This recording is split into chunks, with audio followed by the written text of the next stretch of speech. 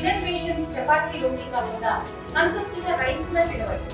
Doctor rice, sugar free rice, doctor rice, diabetic rice, sugar పెన్సని బియ్యం, doctor rice. Visakha GVMC FRU hospital private పరం చేయకుండా ఉంచాలి, ప్రభుత్వం ఆధీనంలో ఉంచాలని చెప్పి, దాని ఎట్టి పరిస్థితుల్లో ప్రైవేట్ వ్యక్తులకి వెళ్ళకూడదని చెప్పి ఈ వామపక్ష నేతలు ఉన్నారు మనతో పాటు, సిపిఎం నాయకులు. సార్ చెప్పండి, నాయుడు గారు, జగనాయుడు గారు ఏం చెప్తారు? ఏంటి ఈ ప్రైవేట్ పరం ఎందుకు చేస్తున్నారు? పారిశ్రామిక ప్రాంతం శ్రీహరిపురం జీవీఎంసీ రిఫరల్ ఆసుపత్రిని 96 నుంచి కార్పొరేషనే సొంత నిధులతో ప్రజలకి ఉచితంగా వైద్య సేవలు అందిస్తూ ఉంది. ఇప్పుడు ఈ ఆసుపత్రిని కోరమాండల్ ప్రైవేట్ సంస్థకి కట్టబెట్టి దాని ద్వారా ప్రజల నుంచి ఫీజులు వసూలు చేసి ఆసుపత్రిని వ్యాపారం చేయడం కోసం ఈరోజు కార్పొరేషన్ నిర్ణయం చేసింది. ఈ నిర్ణయాన్ని తక్షణమే రద్దు చేసి 30 పడకల ఆసుపత్రిని 100 పడకల ఆసుపత్రిగా అప్గ్రేడ్ చేసి 24 గంటలు అధునాతన వైద్య సదుపాయాలు అందించే విధంగాను, స్పెషలిస్ట్ డాక్టర్లు నియమించే విధంగాను, అన్ని రకాల మందులు ల్యాబ్ సదుపాయాలు కల్పించే విధంగాను చర్యలు చేపట్టమని కోరుతూ ఈరోజు జీఎంసీ కమిషనర్ గారికి సిపిఎం పార్టీ వినతిపత్రం ఇవ్వడం జరిగింది. గేదె నిరసన కార్యక్రమం చేపట్టడం జరిగింది.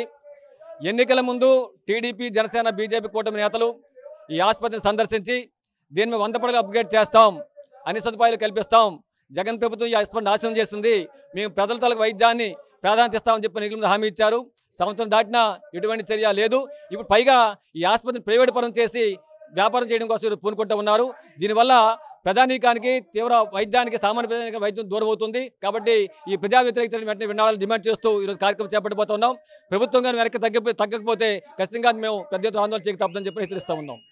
సార్, ఇప్పుడు జీవీఎంసీ కమిషనర్ ఏ విధంగా స్పందించారు, ఏమన్నారు ఆయన? 100 పడకల ఆసుపత్రిగా అప్గ్రేడ్ చేయడం కోసం రాష్ట్ర ప్రభుత్వం చర్యలు చేపట్టాలని చెప్పారు. కమిషనర్గా మీరు కూడా బాధ్యత వహించి ప్రజల ఆరోగ్యాలు కాపాడాల్సిన బాధ్యత మీది కాబట్టి మీతో చర్య కూడా చేపడమని చెప్పాం. ప్రజల నుంచి మేము కూడా ప్రజాప్రతినిధులని ప్రభుత్వం దృష్టిలో ఆ విషయాన్ని తీసుకెళ్తాం, ఆయన కూడా తీసుకెళ్తామని చెప్పన్నారు. చెప్పండి, ఈ ఎఫ్ఆర్యూ హాస్పిటల్ కోసం ఏం చెప్తారు మీరు? ఇప్పుడు ఉన్నటువంటి శ్రీహరిపురం జీవీఎంసీ హాస్పిటల్ 1996 నుండి కూడా 30 పడకలుగా నడుస్తుంది.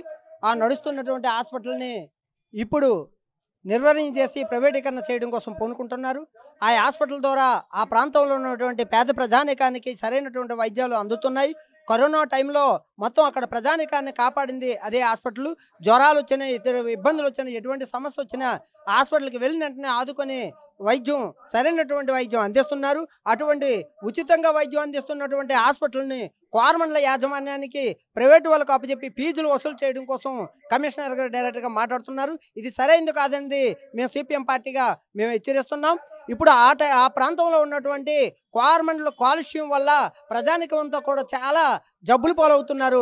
అటువంటి జబ్బులను పరిష్కారం చేయడం కోసం ఆ హాస్పిటల్ అనేది ఉంది.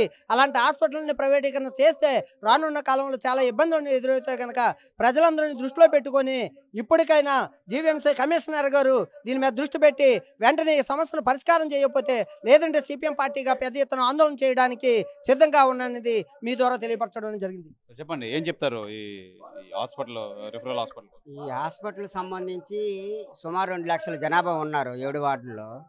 ఇదే ప్రధానమైనటువంటి హాస్పిటల్. ఆ 7 వార్డులకు ఇదే పెద్ద దిక్కుగా ఉంది. కార్పొరేట్ హాస్పిటల్కి వెళ్ళలేనటువంటి నిరుపేదలు ఎక్కువ మంది ఉన్నారు, అసంఘటిత కార్మికులు ఉన్నారు, కూలీలు ఉన్నారు, వలస కార్మికులు ఉన్నారు. ఇటువంటి దీన్ని ప్రైవేట్ పరం చేయడానికి పూనుకుంది. కమిషనర్ గారు మన టీవీల్లోన అలాగే పత్రికల్లో వచ్చింది, డైరెక్ట్గా మీరు తక్కువ ఫీజులు వసూలు చేయండి అని కోరమండల. దాన్ని చూసి ప్రజలు ఆందోళన చెందిన తర్వాత సిపిఎం పార్టీకి ఇప్పుడు ప్రతి వార్డుల్లోనూ పాదయాత్రల ద్వారా, కరపత్రాల ద్వారా వాళ్ళ అవేర్నెస్ కలిగించి పెద్ద ఎత్తున ఆందోళన రూపంలో తీసుకెళ్తున్నాం. ఇంక దీని వెంటనే ఇప్పుడు కమిషనర్ గారు లెటర్ ఇచ్చాం కాబట్టి దాన్ని ఏదైతే మీరు గవర్నమెంట్లకు ఇవ్వాలనుకున్నారో దాన్ని వెంటనే విరమించుకొని ప్రభుత్వాన్ని అడిపేటట్టు చర్యలు తీసుకోకపోతే పెద్ద ఎత్తున ఆందోళన చేస్తామని సిపిఎం పార్టీకి హెచ్చరిస్తామని చూసుకోవచ్చు. సిపిఎం పార్టీ ఆధ్వర్యంలో అయితే ఈ శ్రీహరిపురంలో అయితే ఎక్కడైతే ఉందో మొత్తం 7 వార్డులకి జీవీఎంసీ ఎఫ్ఆర్యూ హాస్పిటల్ దాన్ని ప్రైవేట్ పరం చేసే దిశగా అయితే ప్రయత్నాలు అయితే సాగుతున్నాయి. దాన్ని 30 పడకల నుంచి 100 పడకల హాస్పిటల్ చేసి ప్రజలకు ఉపయోగపడే విధంగా చేయాలి. అలాగే కోవిడ్ టైం, మహమ్మారి టైంలో చాలా క్లిష్టమైన సమయంలో కూడా చాలా ఉపయోగపడింది.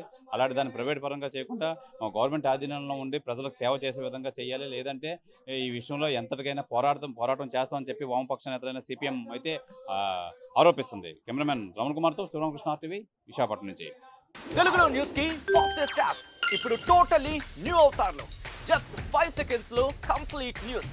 సోషల్ మీడియాలో ట్రెండ్స్ కి one stop solution. Live TV app voice search option తో ఇప్పుడే డౌన్లోడ్ చేయండి లేదా అప్డేట్ అయిపోండి. యాప్ లింక్ డిస్క్రిప్షన్ లో ఉంది.